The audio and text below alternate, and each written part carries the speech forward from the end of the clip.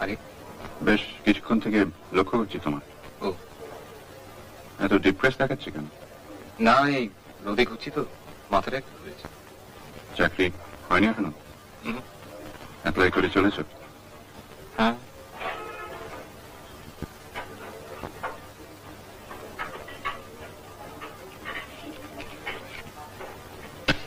শেষে এমন একটা সময় আসবে যখন তুমি নিজেই বিশ্বাস করতে শুরু করবে যে তোমার মধ্যে কোনো গুণ নেই, অথচ সেটা তো সত্যি না। আমি তো তোমাকে চিনি। বসেই যখন আছো,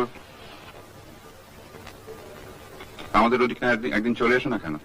হ্যাঁ, কলেজে থাকতে তো তুমি ইউনিয়নে বেশ অ্যাক্টিভ ছিলে। আমাদের ওখানে অ্যাটলিস্ট কিছু একটা করতে পারবে।